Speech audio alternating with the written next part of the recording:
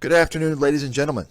So, Biden recently has been talking about prescription drug pricing in the U.S. Of course, Trump talked about it as well. And I think if you go back in history over the past, you can probably go back 2 decades, maybe longer.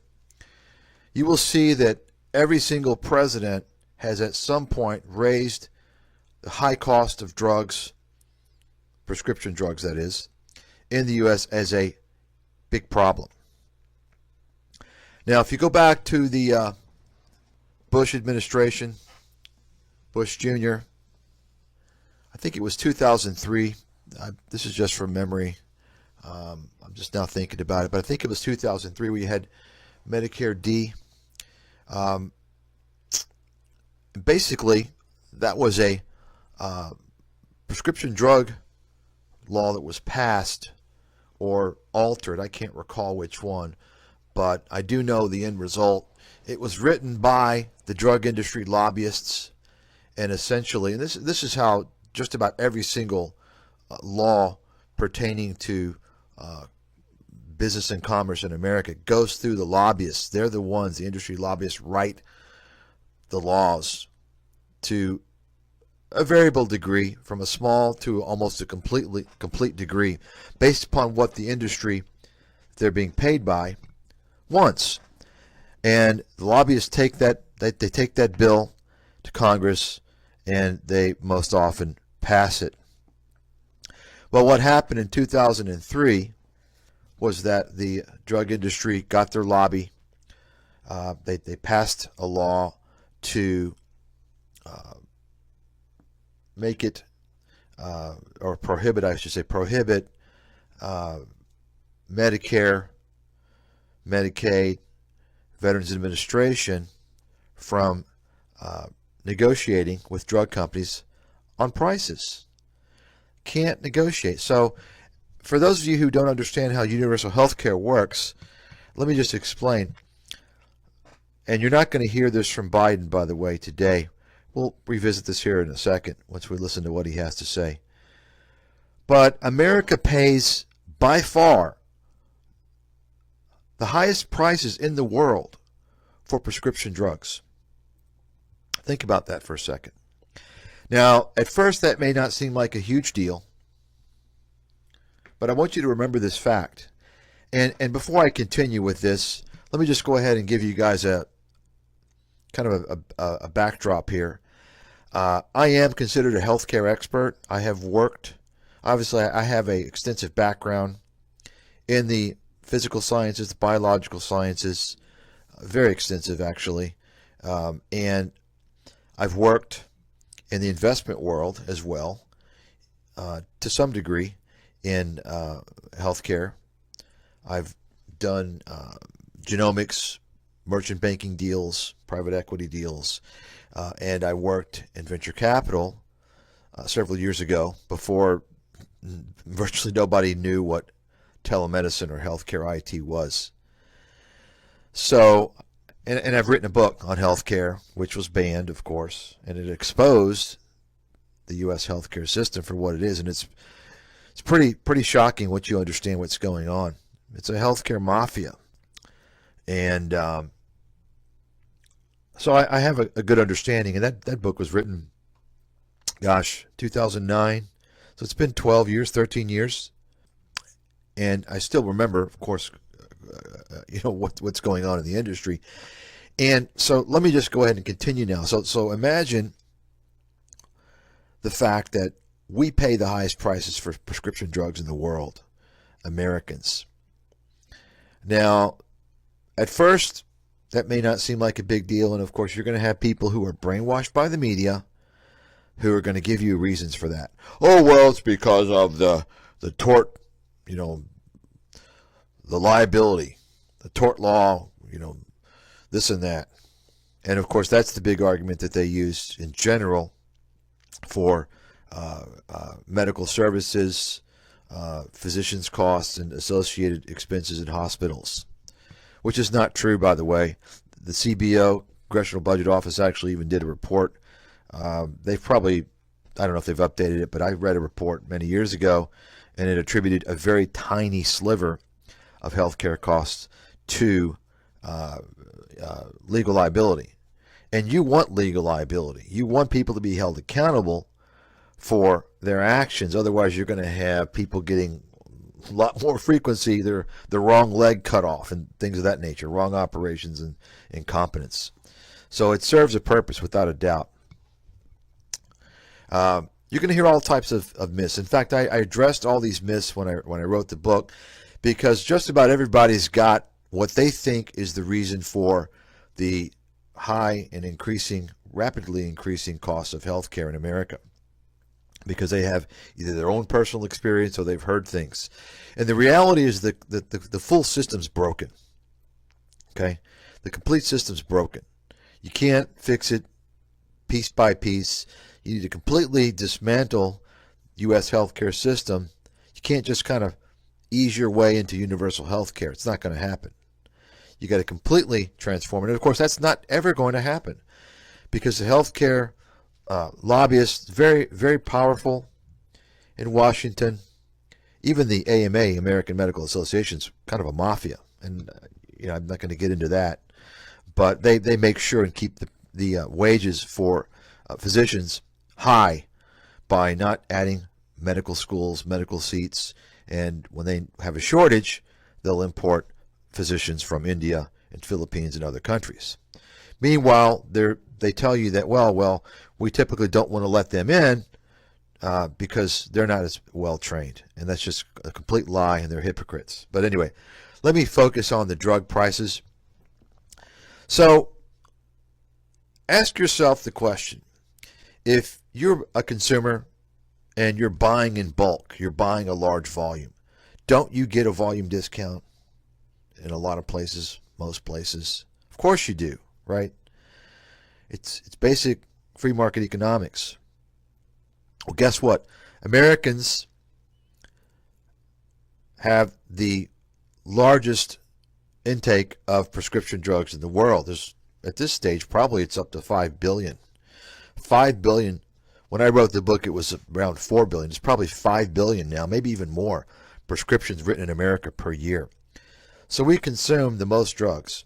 Probably per capita, I don't know for sure, but it's probably a pretty good guess per capita. But in bulk and total volume as well, we do. So we're still paying the highest prices, yet we consume the most. We don't get any type of volume discount. And the reason for that, of course, is because there's no negotiating power with the VA, Medicare, Medicaid, or any other groups, really. Understand that all other countries in the world which have universal health care, what happens is that the governments, the officials of those countries, they negotiate with the drug makers, with Pfizer, with Merck, with Bristol Myers, Amgen, Biogen, Regeneron, so on and so forth. And they basically say, listen, here's what we're going to pay for these drugs. Take it or leave it, okay? That's I'm sure that's not how the negotiation goes, but that's pretty much the situation. The upper hand is with the countries, and of course it's going to depend upon the type of drug and the extent of any types of alternative drugs, right? But understand, even if there's not an alternative, chances are the country can say, well, okay, you have these other drugs. Well, we're going to buy alternatives from other companies, okay? Bottom line is that it's universal health care around the world that enables countries to get a much lower price for prescription drugs. And it's the opposite in America. Even though we not only have the most prescriptions, we write the most prescriptions, use the most drugs, but even more important than that, where do you think most of the drugs come from? Now, I'm not talking about manufacturing. Just like everything else, the drug manufacturing to a large extent has been outsourced, and that's another problem, of course. Great opportunity for Biden to address. Trump could have addressed it as well, as the large number of pharmaceuticals that are produced in China. I mean, You really want your drugs from a country like China, has very, very low standards, right, of quality control, so on and so forth. A lot of fraud, corruption. No, I don't want them from China. But anyway, I'm talking about the innovation, okay, the commercialization of these drugs. The vast majority of drugs, of prescription drugs on the market, come from America. They come from American minds, American people, American innovation, ingenuity. Okay? Now, Europe develops drugs as well, but the majority comes from America. So, don't you think that we would get a discount for that in addition to our high volume? Right? But we don't. And the most disgusting thing is that when you think about most of the drugs in the world, which are, of course, they come from America, where do those drugs come from? Do they come from the laboratory of Eli Lilly, of Bristol Myers, right, of Merck? No, they don't.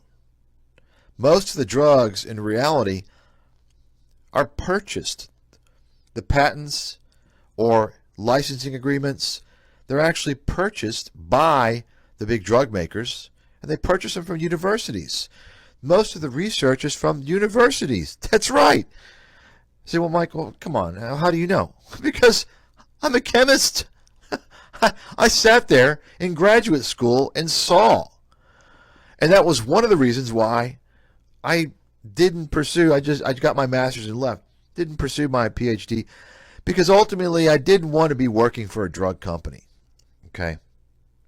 And, you know, the drug companies have their hands all inside the pockets of the grad students, the professors, in terms of grants and so on and so forth. Many things. There's a, you know, the perversion, the corruption of science from corporate America has gotten really bad over the past 2 decades. I actually wrote about this in my economic book that predicted the financial crisis 16 years ago. But so anyway, think about that for a second. People think that, oh, well, this drug company created this drug. No. Folks, the big drug companies, by and large, get their technology, they get their drug candidates from university research. That's a fact. Now, the smaller companies, which are typically either, you know, pure biotechnology companies or kind of biopharma companies, they also, although they're more innovative, right, they don't have the sales and marketing. They're more R&D, and that's why it can take, you know, 20 years or even longer for one of these small cap companies to develop a drug, to get into the game. But during that time, you will see, in the vast majority of cases, in fact, if you don't see a small company that hasn't produced a drug and commercialized it and put it in the market, if you don't see these companies with licensing agreements and partnerships with the big pharmas, they probably don't have a whole lot going for them, okay? So that's what happens. Bristol Myers, Eli Lilly, Merck, so on and so forth. Even the larger, newer biotechnology companies like Regeneron and several others, they actually fund the smaller companies that do the research, right? Well, the smaller companies, where's some of that money coming from? Great example is, you can take a look at the coronavirus vaccine. What happened? Well, Moderna, I believe, got, what, 500 million, was it? $500 million? Novavax got, I thought it was 800 million. This is federal government grants, okay? Taxpayer money. Now, Pfizer was smart because they realized, look, we don't want any government money. We got plenty, we got plenty of cash. We don't want the government to pressure us to say, hey, you know what? You got to lower your prices, right? But the bottom line, folks, what I'm trying to say is that a large percentage, a very large percentage of the drugs that come out of the U.S. are funded by taxpayers. That's right. They're funded by you and me, assuming you're a U.S. citizen and you pay taxes. And we don't get a discount for that. We're paying the highest prices. In fact, what we're actually doing is subsidizing the cost to some degree at least. They're subsidizing the cost of prescription drugs for the rest of the world because we're paying the highest prices. We're paying the highest prices, and we're the ones that originally fund the research. This is what Biden's not going to tell you. This is what no politicians are going to tell you. The media is not even going to tell you this. And the reality is that the big drug companies, by and large, spend the majority of their money on sales and marketing. That's a fact. This was not something I've uncovered. This is something actually a doctor, Marcia Angel, I believe her name is, who was the editor of the New England Journal of Medicine, which is probably the only legitimate medical research journal, I would say, at least in the U.S. Medical research is a joke. I'm not even going to get into that. It's a complete joke. It's mostly bought off by the industry. However, once you hear that, understand that Marcia Angel, after being, I think, an editor of the New England Journal of Medicine for 15 years, she quit. She resigned because she basically said, I got sick of seeing how the research was so tainted and bought off by Big Pharma. So if it's true, and I concede that it is, that the New England Journal of Medicine is the top medical journal in the U.S., and an editor, the chief of that journal for 15 years, resigned because it's so tainted. Can you imagine how bad the other journals are, right? Anyway, she came out with a book, and she did the research. She made that conclusion. That is that most of the money that's slated for so-called R&D by these big drug companies actually is going to sales and marketing. That's a fact. And of course, there's a big rabbit hole actually when you talk about that in terms of money spent to buy off physicians, to buy off consultants, so on and so forth. Things have changed a little bit in the industry, but there's always ways around it. The crooks always find ways around things. You can read about that. I'm not going to talk about it. I wrote about it in my healthcare book. So we're going to listen to Biden here. I just wanted to kind of talk about this. I didn't mean to go so long. I was going to actually respond after he spoke because I haven't heard what he has to say. But let me just go ahead and mention that the problem with the pharmaceutical industry as it pertains to the overall healthcare crisis that we're facing in America, it's not just the pharmaceutical industry. Every single segment of the industry is a problem.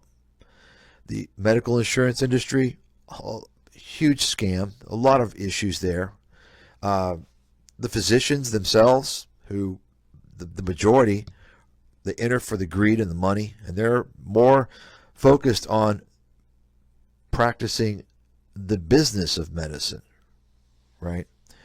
The fraud, of course, Medicare, Medicaid is a problem, and it's kind of become the situation whereby actually private sector, the drug companies, the HMO companies actually defraud Medicare and Medicaid. And I wrote about that as well, and nothing's really being done about it. A slap on the hand, a fine, no one goes to jail. Meanwhile,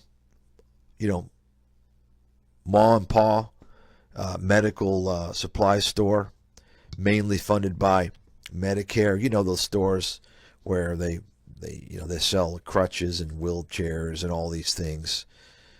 You'll come across, sometimes you'll hear about how they defrauded Medicare and say the fraud was for $15 million, a lot of money, and they went to jail for 20 years. I challenge you right now. I haven't done this since I did the research for the book, 15, 16, I don't know, years ago or so. But type in your favorite healthcare companies. I think it's probably easier to find more if you type in the big pharma. Merck, Bristol Myers, Pfizer, Eli Lilly, and then type in fraud. You could even do that for United Health, Cigna, Aetna, the HMO insurers, and then type in fraud and see how many listings you come up with. You're going to see, what you're going to see is going to shock you when you go through and read talking about, in some cases, billions, but certainly it's standard for tens, if not hundreds of millions. We're talking about individual cases of fraud. And what happens when these companies are caught defrauding taxpayers? Medicare, Medicaid, right? What happens? They get fined. Does the CEO go to jail? No.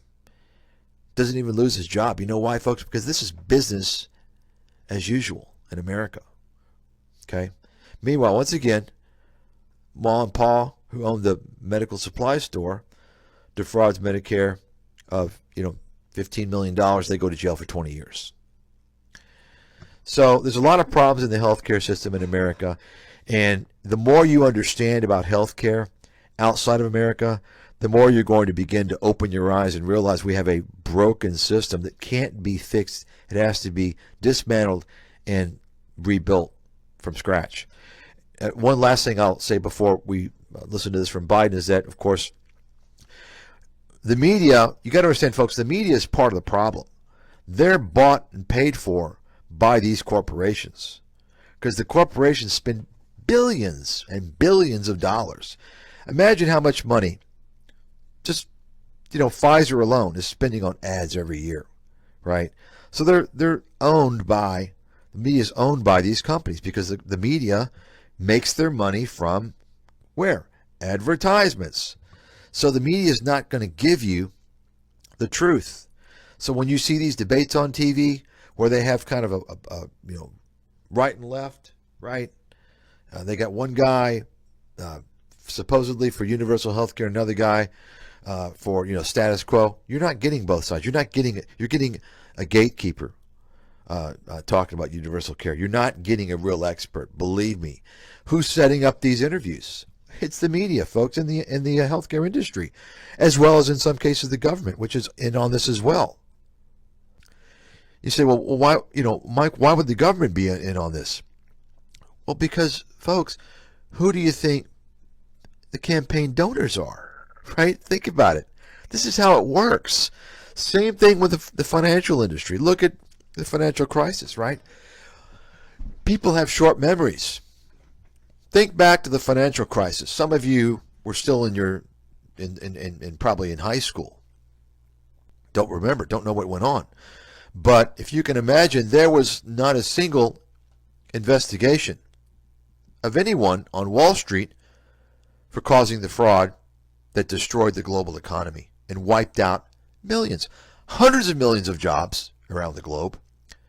Just if you look at Americans alone, how many Americans lost their homes, lost their jobs, their retirement plans were destroyed, and no one was even investigated. Meanwhile, I don't know, a couple of years before, BP, British Petroleum, had an oil spill. Remember that? Off the Gulf, I think it was the Gulf of Mexico or something. Gulf of Mexico, I guess it was officially. And immediately Obama initiated an investigation, a criminal investigation for something that's a risk. That's the main risk of that industry, right? Dividends were halted, right? There was accountability. Obama wanted accountability. But when it came to the financial crisis, the most devastating catastrophe that we've ever experienced, or experienced since at least the 1920s. Some could argue it's to some degree worse, and I could go into that for a long time. I'm not going to, as to why I believe it was actually worse. I mean, we're still suffering the consequences with all these years of near zero interest rates, right? That's the hidden banking bailout. But the point is that Obama didn't hold anyone accountable. And it's not just about Obama, whether Bush was in office or Trump or Biden, it doesn't matter. It's all the same, folks. You got to realize that. And if you take a look at Obama, well, who were his top campaign contributors? Number one, Goldman Sachs. That's why Goldman got off, even though they committed all types of fraud. That's proven. And by the way, if you're gathering around and lining up to buy the next Michael Lewis book and watch the Hollywood portrayal of the financial crisis, these people are all frauds, folks. They're not giving you the truth. I'm the guy that predicted the crisis in detail. I'm the guy they banned. Why don't they talk about me? Why don't they interview me? Because I'm speaking the truth. They don't want the truth to come out. See? You understand, folks? So, Obama didn't investigate the banks, didn't investigate anybody, and the media came out and tried to, oh, it wasn't fraud, they were just greedy. Oh, even one article I read, CNBC, they were talking about how a lot of these guys on Wall Street are cocaine addicts. They were drug addicts. They don't know. No one said fraud. You know why, folks? Because if it's fraud, you can go after them legally. It's criminal, right? Criminal fraud in their case. The civil fraud, criminal fraud. What happened with Wall Street involved was criminal fraud. And of course, you got all these shills, these Wall Street shills like Peter Schiff, telling you it's the government. The government caused the financial crisis. No, PD boy. You're just protecting your own tribe. They didn't cause a financial crisis. The government did not cause the financial crisis. The banks did. They're the criminals that set up all these scams. Remember, Peter, I'm the guy that predicted it. I'm the guy who wrote books that allow people to profit from it, specifically. Okay, shorting the subprimes and Fannie and Freddie and many other stocks.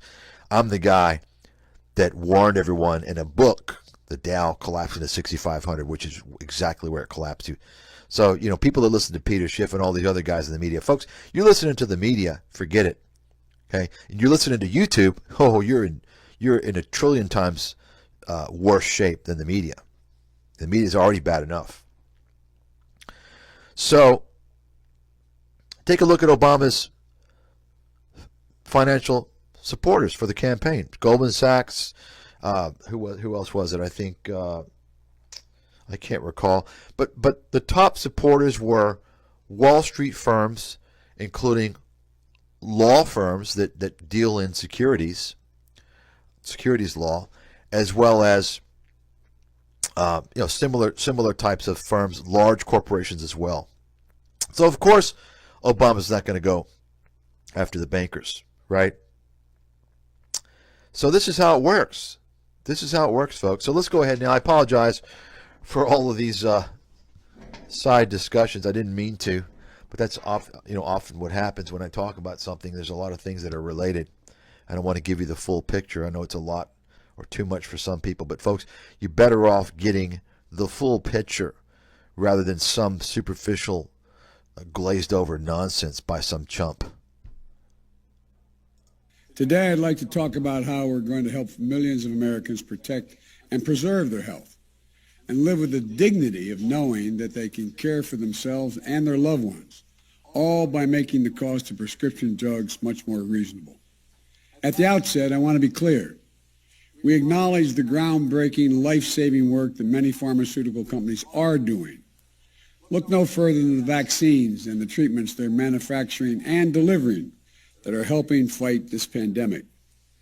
Our miraculous therapies have, in some cases, turned diseases that were once considered death sentences into treatable conditions. But we can make a distinction between developing those breakthroughs and jacking up prices on a range of medicines which have been on the market for years without making a substantial and substantive change in the medication itself, the medicine itself. Here in America, it will not surprise you to know that we pay the highest prescription drug prices of any developed nation in the world. Let me say that again. We pay the highest prescription drug prices of any developed nation in the world. That may surprise you. What may surprise you is we pay about 2 to 3 times what other countries pay for the same drug. An example, one anti-cancer drug costs $14,000 in the United States. That same exact drug by the same manufacturer costs $6,000 in France. Today, 1 in 4 Americans who take prescription drugs struggle to afford them. Nearly 30% of these patients have skipped doses of essential drugs that they have to take. Others have simply not fulfilled the prescription, tried to use over-the-counter drug and cut pills in half, or because they can't afford the cost of the prescription. You know, even if you think this doesn't affect you, it does. Everyone has less money in their pockets because high drug costs make health insurance more expensive for everyone. There aren't a lot of things that almost every American can agree on. But I think it's safe to say that all of us, whatever our background, our age, where we live, we can agree that prescription drugs are outrageously expensive in this country. It doesn't need to be that way. Under my Build Back Better bill, there will be, which is passed the House of Representatives, it won't be the same way. So there you have it, folks. Sounds good, right? Sounds good. Folks, it always sounds good. I mean, why do you think Trump got elected? Because he knew what was aggravating the baby boomers after seeing, decades of things, open borders, jobs going overseas. Of course, Trump, he's a con man. He's a fraud. He wasn't going to change anything. Maybe the border situation, because it's more clear cut. You can see if we've got a wall or not. But in terms of bringing the jobs back from China, he was never going to do that. Because corporate America sent those jobs over there. Corporate America wrote the trade deals. It wasn't because our leaders were dumb. Washington got the deals they wanted because corporate America wrote those deals and they passed them. Washington passed them for corporate America. And I went over that a long time ago. So I'll give Biden credit. He did acknowledge that we do pay the highest prices for prescription drugs in the world. But of course, as I mentioned earlier, he's not going to tell you that we buy the most drugs of any other country. We don't get a volume discount. And also, the innovation comes from taxpayers to a large extent. We should get a huge discount. He's not going to mention that, okay? He's not going to mention the fine details. I mean, Biden's probably too thick to even know that. But, I mean, of course, he has advisors that are telling him what to say. So they could have told him. So, obviously, this is a kind of an executive order. It's a call for an executive order, is it not? It's a huge problem. But, the solution, where is it going to come from? Ultimately, folks, it's going to come from your pocket, okay? The prices are going to be subsidized by taxpayers. More money is going to go to help pay that cost. And so the problem's not being fixed. The problem is that the drug companies are charging extortionist prices. Their prices need to come down. What needs to happen is, as a first step, the president and Congress need to pass a bill allowing, or actually demanding, that the Veterans Administration, Medicare, and Medicaid are able to negotiate as one for drug prices. Okay? That's the first step.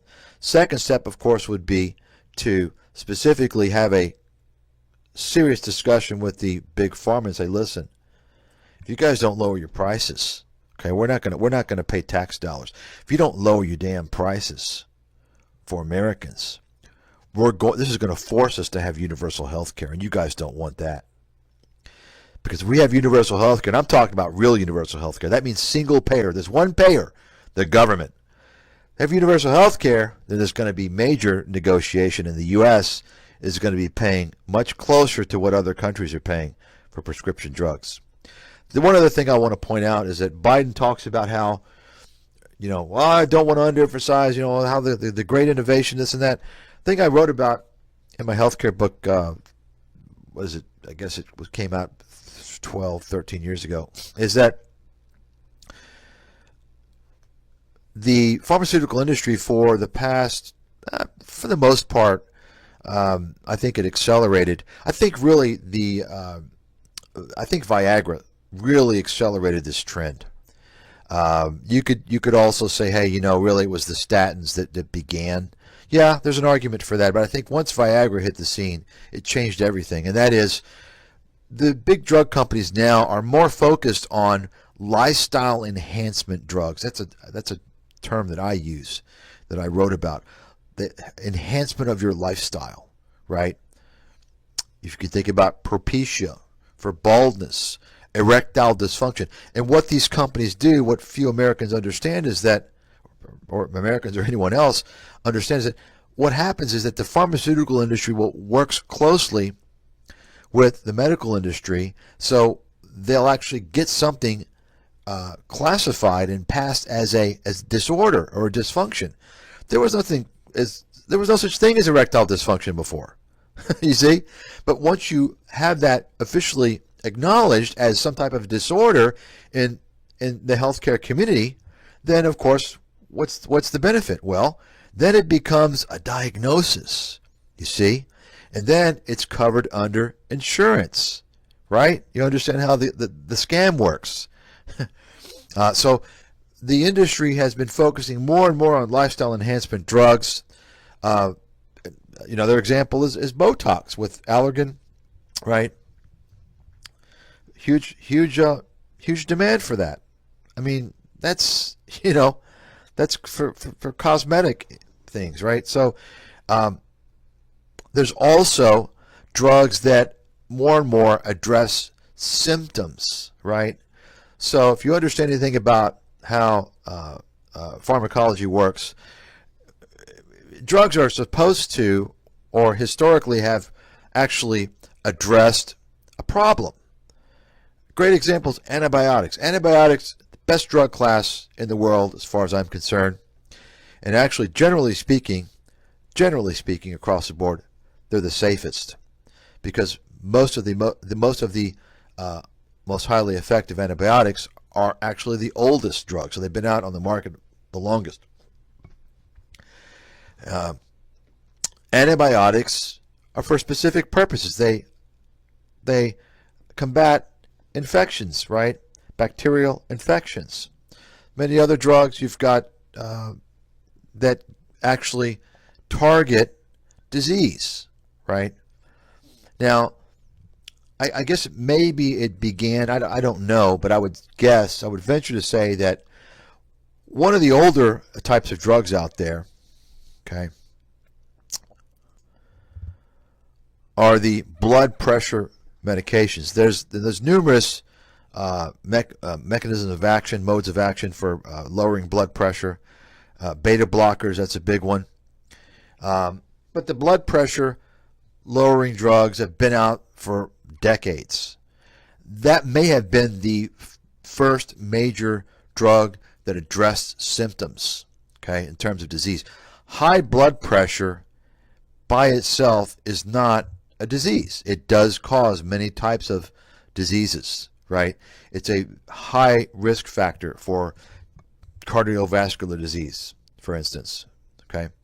So obviously that's it's justified to keep your blood pressure low, but of course there's other caveats with that, and that is to say, first of all, diet and exercise. That's the primary factor. It's not stressed in America, of course, because the healthcare system has gone more towards pushing a pill, because it takes less time. You see a doctor for 10 minutes, he writes you a script, you're done, right?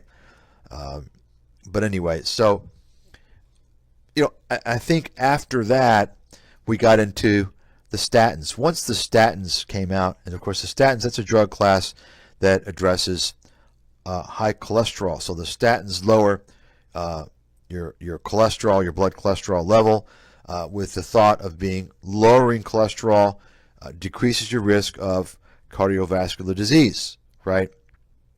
I'm not going to get into the controversies behind statins and my own opinions about that drug class, but my point is that once that became that was a grand slam, and it's still a grand slam in terms of the big money in the industry. You can look it up and see for yourself. It's a huge player. They started to address in the industry, creating drugs more and more to address symptoms instead of disease. And the further away you get from major symptoms, there's a question as to whether or not that's actually reducing your risk of the disease? And if it is, what's the risk of the long-term impact of that drug causing some other disease, right? So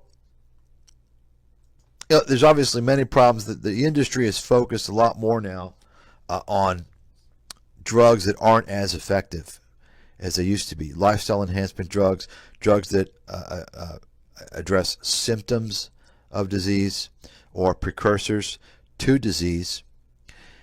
And the final thing I want to say is, of course, the growth of the psychiatric drugs, which is largely a scam.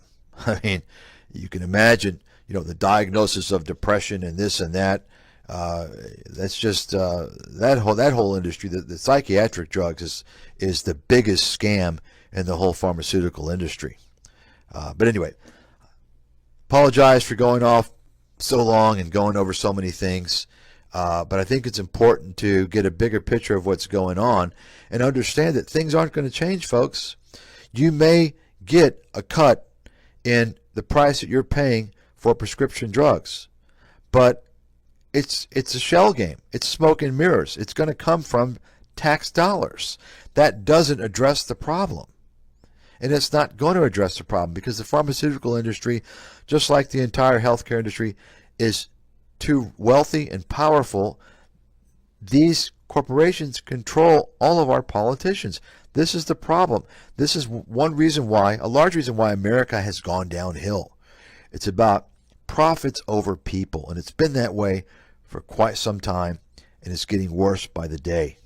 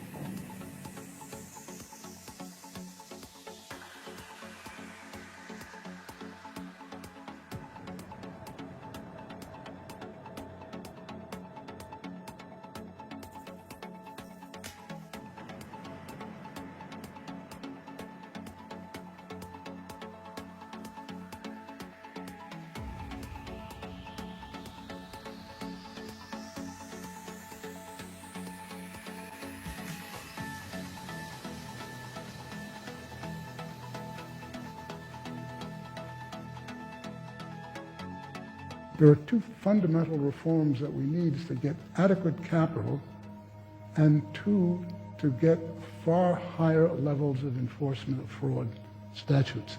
Existing ones, I'm not even talking about new things were being done which were certainly illegal and clearly criminal in certain cases, which, fraud is a fact. Fraud creates very considerable instability in competitive markets. If you cannot trust your counterparties, it won't work. And indeed, we saw that it didn't.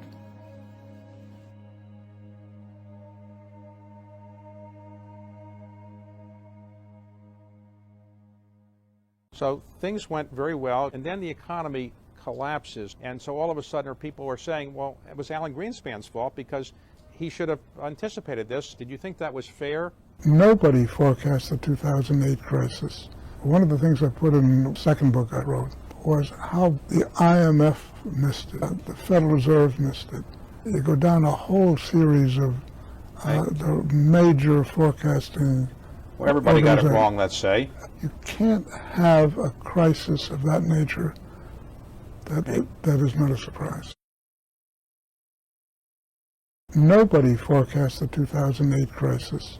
One of the things I put in the second book I wrote was how the IMF missed it, the Federal Reserve missed it. You go down a whole series of the major forecasting. Well, everybody got it wrong, let's say.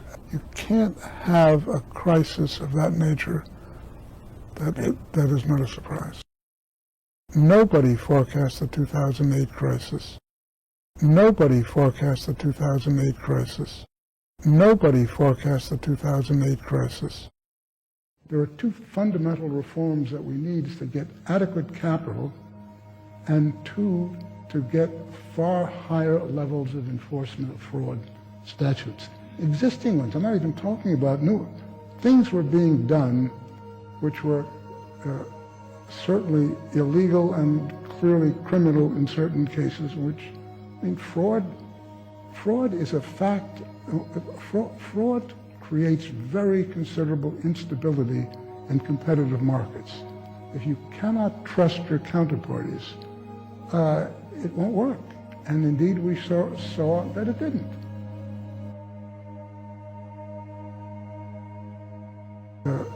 Certainly illegal and clearly criminal in certain cases, which, I mean, fraud is a fact. Fraud creates very considerable instability in competitive markets. If you cannot trust your counterparties, it won't work. And indeed, we saw that it didn't. Certainly illegal and clearly criminal in certain cases, which, I mean, fraud is a fact. Fraud creates very considerable instability in competitive markets. If you cannot trust your counterparties, it won't work. And indeed, we saw that it didn't.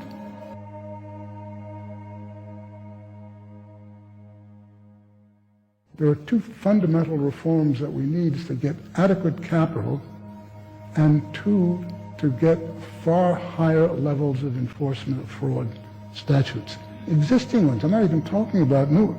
Things were being done which were certainly illegal and clearly criminal in certain cases, which, I mean, fraud is a fact. Fraud creates very considerable instability in competitive markets. If you cannot trust your counterparties, it won't work. And indeed, we saw that it didn't.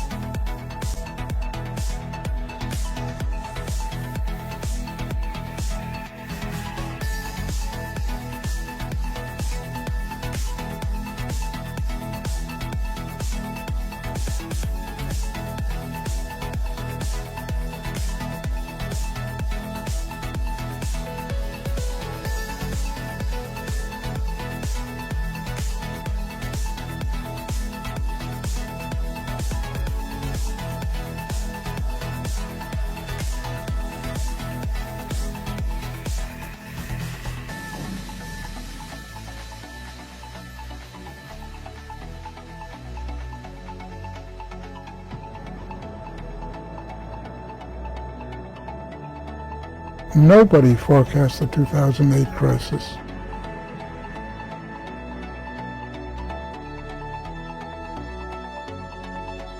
Things were being done which were certainly illegal and clearly criminal in certain cases, which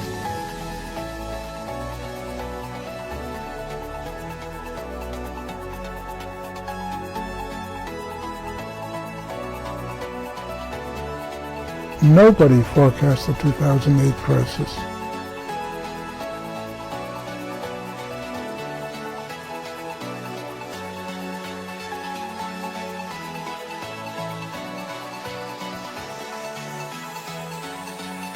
Nobody forecast the 2008 crisis. Nobody forecast the 2008 crisis.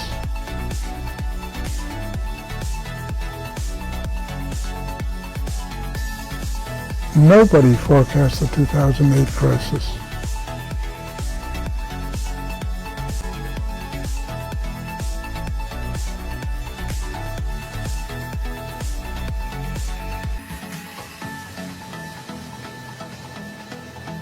Nobody forecast the 2008 crisis.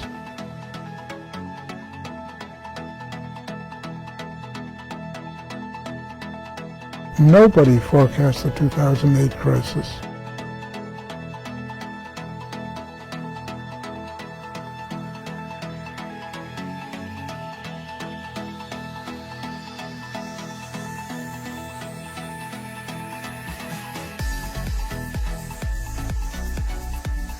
Nobody forecast the 2008 crisis.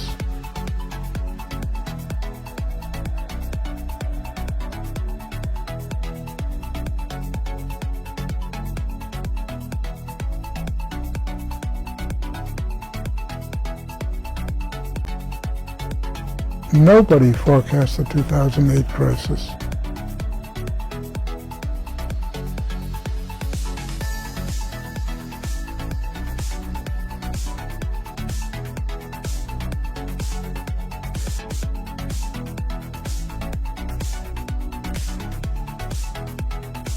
Nobody forecast the 2008 crisis.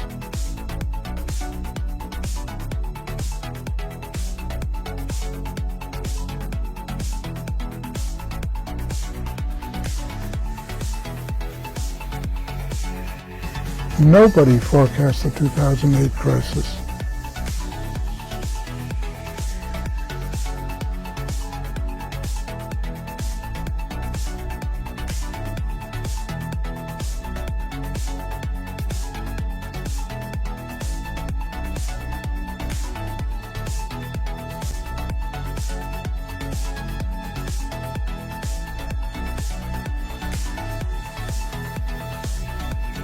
Nobody forecast the 2008 crisis.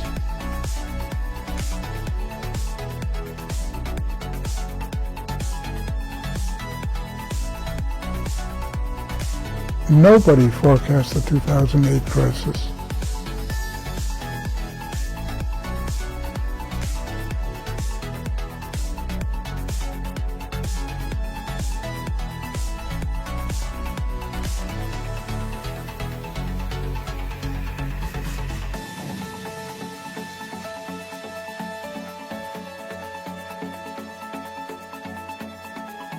Nobody forecast the 2008 crisis.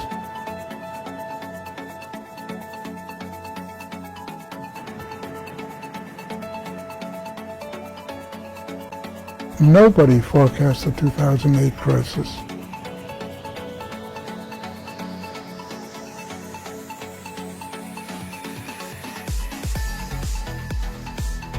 Nobody forecast the 2008 crisis. Nobody forecast the 2008 crisis. Nobody forecast the 2008 crisis. Nobody forecast the 2008 crisis. Nobody forecast the 2008 crisis.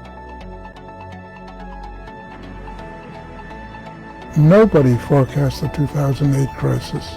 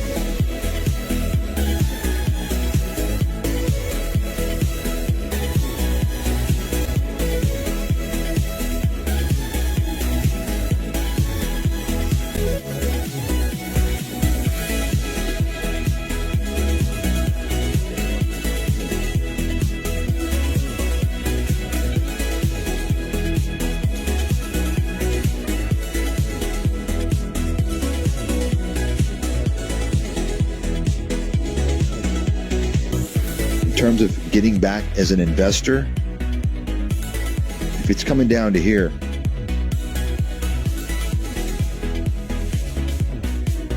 almost irrespective of what's going on, I have to believe, if I have to make a call in advance, and of course I can change depending on what happens, but I have to believe this is where you want to start doing that 18, 17, around there.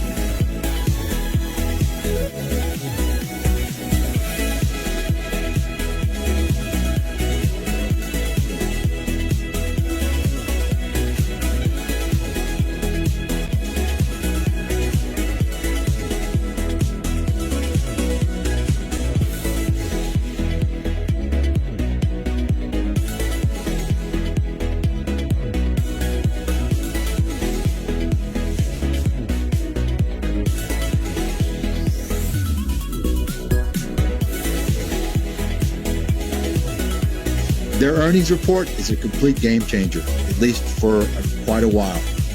Bottom line, NVIDIA now is going to enter the realm of Tesla, Apple, and all these other big,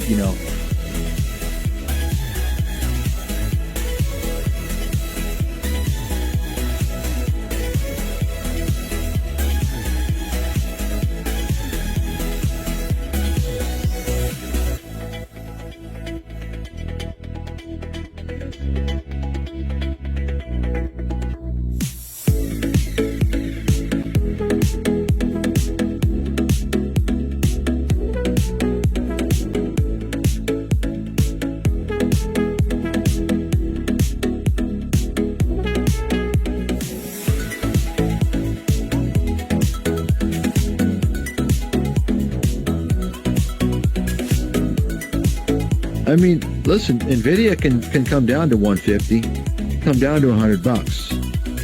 If you don't think it's possible, then you don't understand how the market works.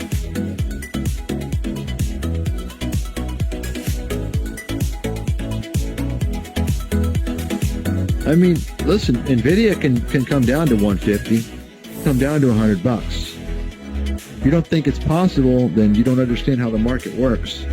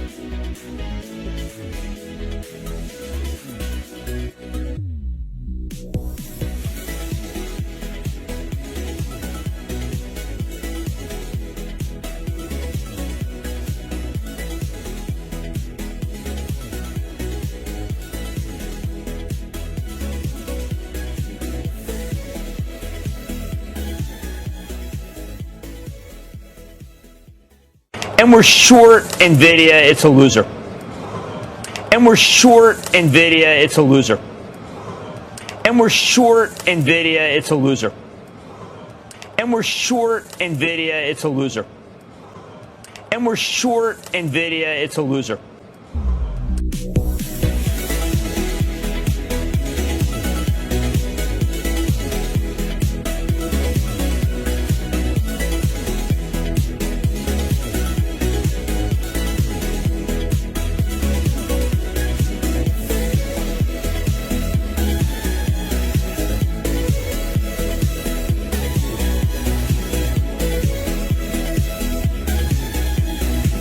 And we're short NVIDIA, it's a loser.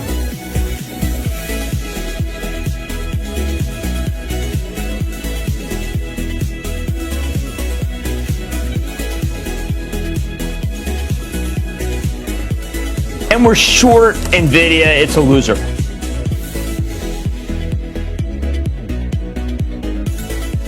And we're short NVIDIA, it's a loser.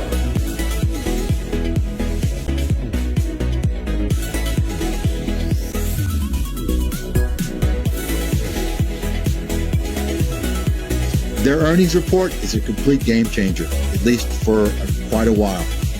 Bottom line, NVIDIA now is going to enter the realm of Tesla, Apple, and all these other big, And we're short NVIDIA, it's a loser.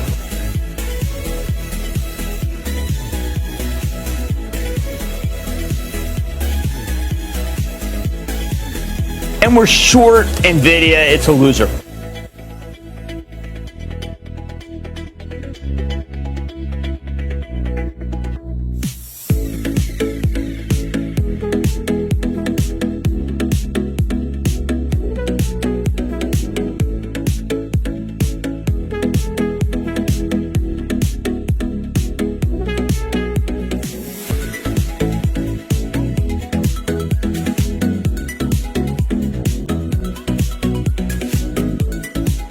I mean, listen, NVIDIA can come down to 150, come down to $100. If you don't think it's possible, then you don't understand how the market works.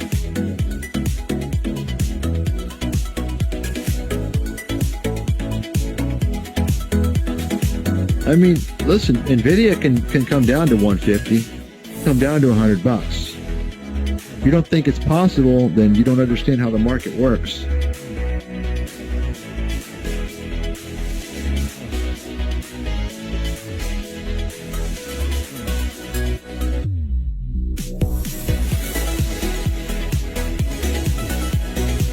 And we're short NVIDIA, it's a loser.